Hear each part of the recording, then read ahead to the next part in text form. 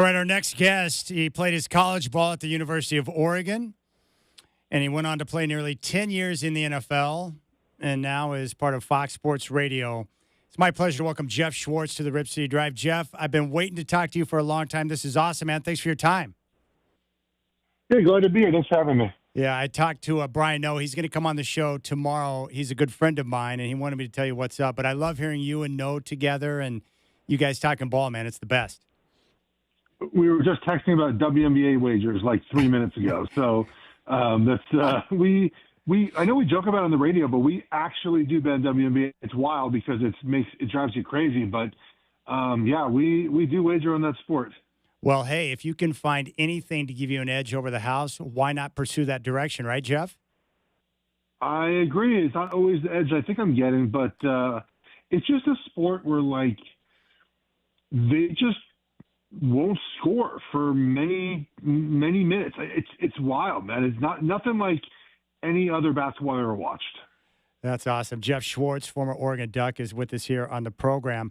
I want to start out with this. I really believe going into the year that Oregon had a chance to be better than last year's squad.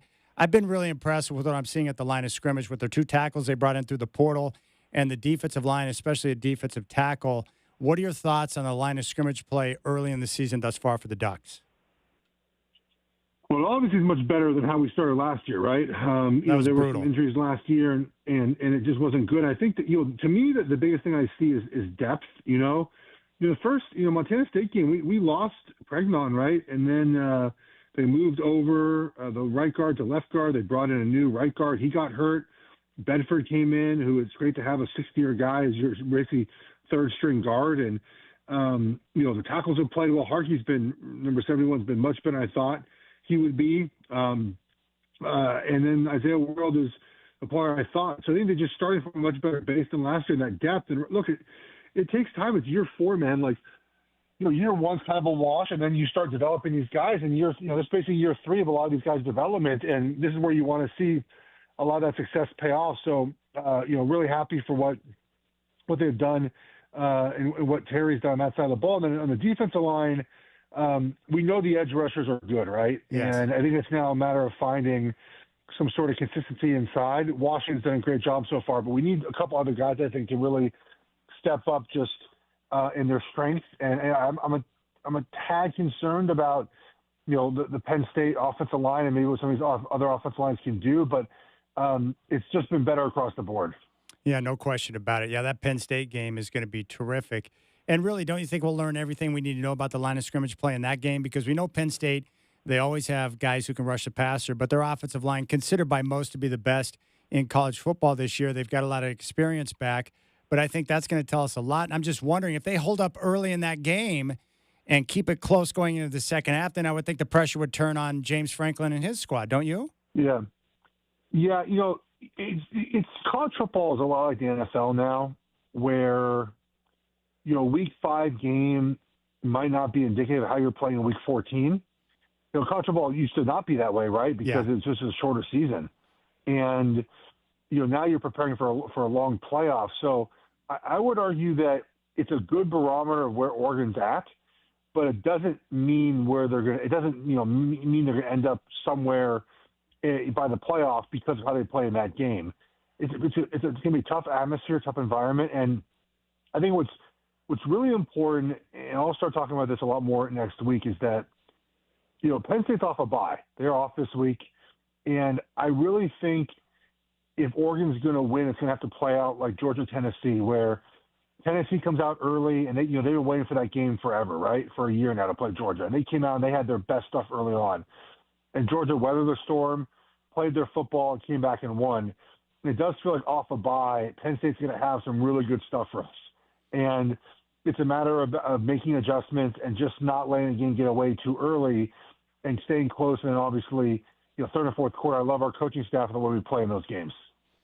There's no doubt. Geoff Schwartz, Fox Sports Radio, former Oregon Duck, nearly 10 years in the NFL here on the Rip City Drive. Dante Moore has been impressive thus far. Again, the competition, not what it's going to be like against Penn State, but I like his dynamic play and the way he's been able to push the ball downfield. I think in a lot of ways he brings a different element than what we saw with Dylan Gabriel and Bo Nix. What are your thoughts on Dante Moore thus far?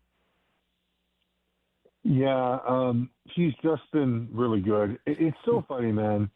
Um, we talked a lot about previewing the season, right? And I thought people were a little bit too harsh on his assessment of him after his freshman year at UCLA. Yeah.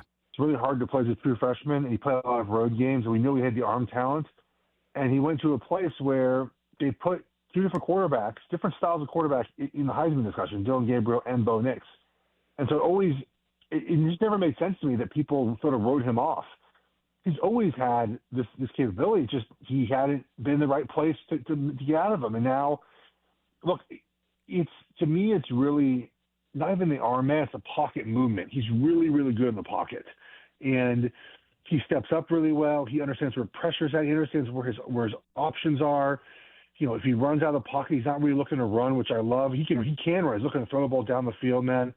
And so it's been really, really awesome to see him play so far this season.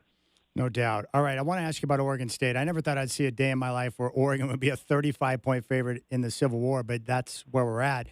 A lot of Beaver fans are frustrated. Trent Bray, of course, taking over for Jonathan Smith, and they're trying to rebuild that program. I don't know if you have an answer, Geoff, but, how do they solve this issue, this great divide in college football where you have the teams at the top so far ahead of everybody else in the game? Is there any way to fix it, or is this just going to be a situation where the rich will continue to get richer? What's your take on the way things are set up right now? Yeah, I really don't think it's going to change very much. It's just there's no one in charge, right? There's no way that there's going to be much. I know people are hoping Congress does, but the courts have routinely given wins to the players, right? Yes, and every not the time. institutions. And so I don't really know, even if there's a law. There's a lot of state laws, right? Obviously, Oregon has their own state laws. You put a federal law in place, I'm sure there'll be lawsuits and trying to figure out who has actual jurisdiction.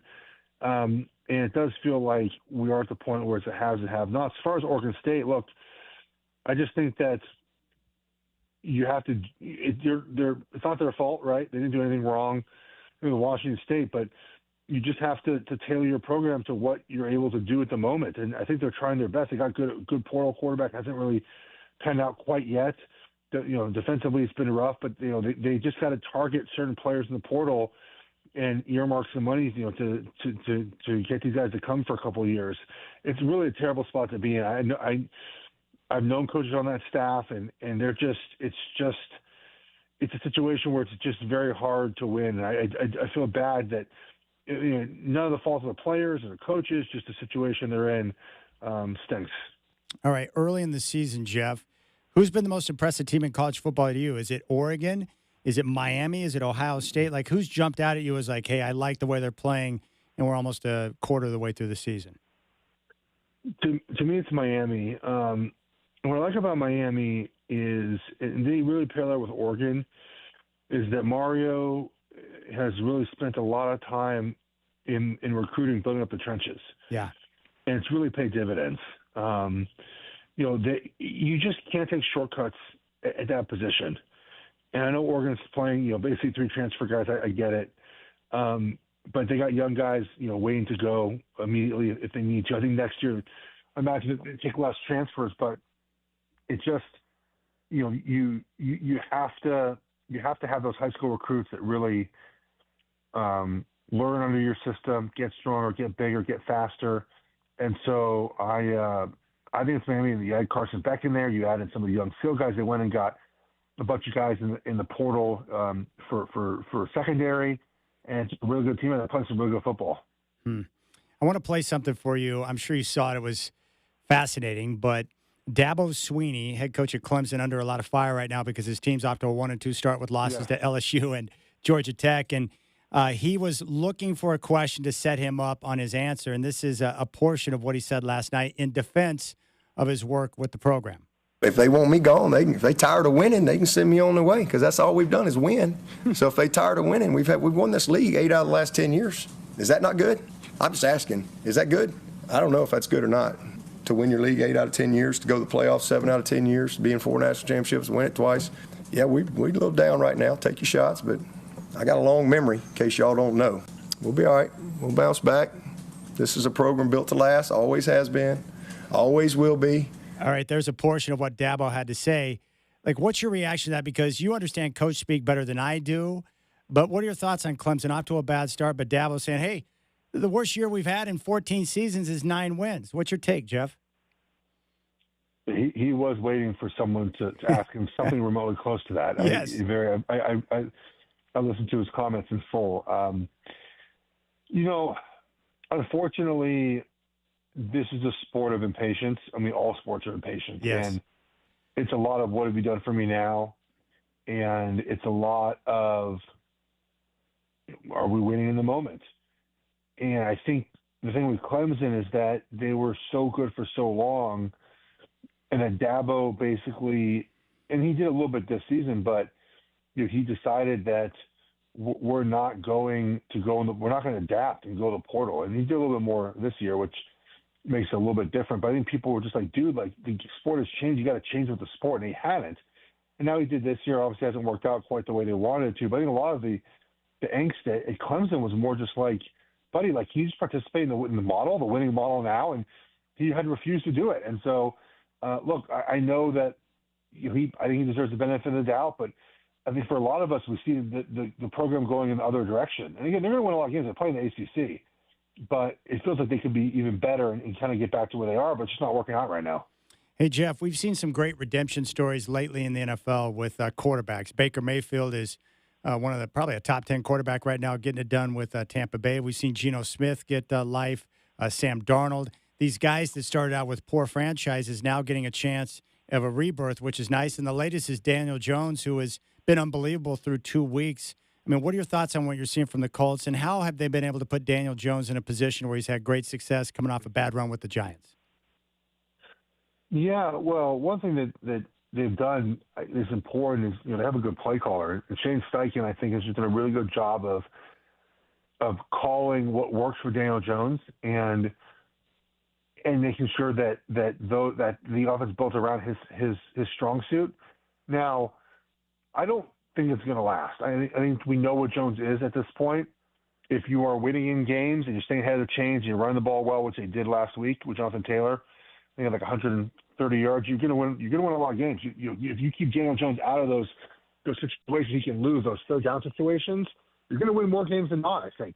But the question, they're on the road this weekend. They're playing Tennessee. I get it. They're playing a bad team, but you start getting those third and longs, man. Like that's not where you want to be. So when it's on schedule, I think Jones can play well in this offense. But if you get off sort of your schedule, I think we'll see what we know of Daniel Jones. Look, we've enough film on him. Like we know what he is. Geno's interesting because I think Geno was really, really good his first year. Just hasn't been that same first year in Seattle. Hasn't been the same guy since. We still look at him in that first couple of months and that mold. And Baker just, man, he went to a great spot, right? He gets a Hall of Fame wide receiver, Mike Evans, plus 2 or 3 other guys. And they just drafted Ibuka, good offensive line, good running backs. Like he went to a place that not a lot of quarterbacks get that when they go somewhere in free agency. What's that like in the huddle? We saw it on Monday night with Baker, like a big scramble run on 4th down to set the team up in good position. Like, what does that do when your quarterback's making plays like that and he steps in the huddle? What does that do for the offensive line? You kind of feel invincible, man. Like and you start feeling, the confidence sort of build and build and build in your offense, and you can feel the defense start getting really annoyed and frustrated by what's happening, and they're tired because it's a 2-minute drill and whatnot. So I think to me, it gives your offense like this confidence that no matter what happens, when the ball is snapped, we're going to make plays to win. All right, final thought. You put out this tweet this morning, and you're a man after my own heart. This is how much of a pro Geoff Schwartz is. 8:48 a.m. parked car, 8:56 through security, 9:07 board plane, pending takeoff at 9:42. I don't like showing up 2 hours early. I love having my pre-check to be able to get through the line quickly. That is a pro move, Geoff Schwartz. Money. Well, I travel every Wednesday to New York. I'm in New York City right now, and so I valet my car. I live in Charlotte, and that's how long it takes. There's no really, 9 o'clock in the morning TSA pre-checks mostly empty on a Wednesday, and so I was able to. I got. And went and took a pee and went to get a bottle of water and went right to the plane, man. And we also don't check bags. Yes. We never check bags wherever we go. It doesn't matter how long we go. We're not checking the bag. We can do laundry. We're not Yes. checking the bag. So part of that is like I just don't check a bag. So I just handle my business. But I've done it. I did it every Wednesday for from basically middle of August till end of December. So I have a pretty good idea of what my trip is going to look like. It's awesome, man. It's a pro move. I tell you what, Geoff, I've always been a big fan. I love your work. Keep being you. I love the work you've done with Jewish athletes. I just appreciate you. So thank you for your time, man. It's awesome. Thank you. Enjoy the games. Thank you, man. Have a good night. Have a good weekend. You got it.